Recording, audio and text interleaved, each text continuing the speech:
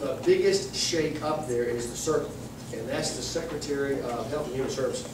Whoever's in that slot will be, if this is fully implemented the way the law shows now, will become the king or queen or emperor or empress, czar of all healthcare in the United States, because everything will run through that shop.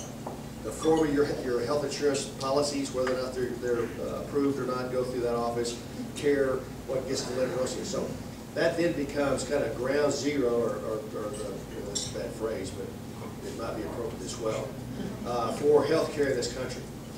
There will be some 50 plus new agencies, boards, and commissions set up under this plan. So the broad takeaway of this chart is that the issue with healthcare, in the main issue, is how much it costs and the rising cost of healthcare. If you think that your healthcare will be less expensive by layering this new broad umbrella of bureaucracy across the top of it, if you think that will keep your healthcare less expensive, I've got some oceanfront property in Tennessee that I would like to try to sell. So again, the broad takeaway is that first off, let's just repeal it as is. And the mechanics of that happening are this. President Obama will be president for the next 2 years, and any bill that we were able to pass through Congress, he will veto, and it's not likely, under any rational analysis, that we'll get the 2/3 majority of both houses we would need to override that veto. Still technically possible. The more likely scenario is that Republicans and conservatives do in 2010 and 12 what the Democrats did in 2006 and 8. In 06 and 08, the Democrats earned the right to govern this country the way they have the last 19 months. They did it at the ballot box. We don't like it. We have to earn the right to repeal it in 2010 and 2012. If all goes as we would like it to go, as I would like it to go, we will have strong majorities in the House and the Senate after the 2012 election, and we'll have somebody else in the White House besides Barack Obama. Amen.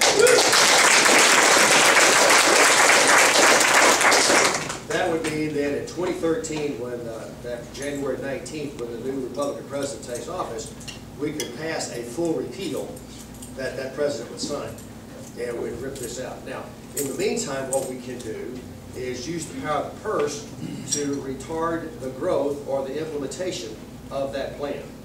We can take the appropriations bill and put in sentences that says no monies will be spent to create that agency. No monies will be sent to write the regulations associated with X, Y, or Z. So that's a tool that we will have next year if we get the House back this year that we can use. Now, whether or not we use that tool, there are a lot of questions, a lot of decisions have to be made, a lot of other ancillary things that get factored in as to whether or not we do it. But it will be a tool that I would recommend that we use to retard the implementation of this thing pending our opportunity in 2013 to fully repeal it. If we don't get it done by 2013, by 2014, the subsidies begin to flow out across the country. The middle class subsidies begin to flow out. People are involved in exchanges, and at that point in time, it gets much, much more difficult to fully repeal it at that point in time. So you'll hear some conversation during the campaign over the next couple of months about tweaking it, fixing it, and all this other kind of stuff. Nonsense. Let's repeal it. The tweaking and that kind of strategy will come from the Democrats, who are embarrassed by this. An analysis of all the commercials run so far across this country, not one ad has been run bragging on the vote that put that in place. 219 people voted for this thing in the House of Representatives, and they're hiding from that vote. Well, that ought to tell you something about why that should never have happened. If they're not willing to stand in front of their constituents and say this is a vote that was in the best interest of this country, then that tells you we have the wrong answer. And so repealing it is an option. Thank you.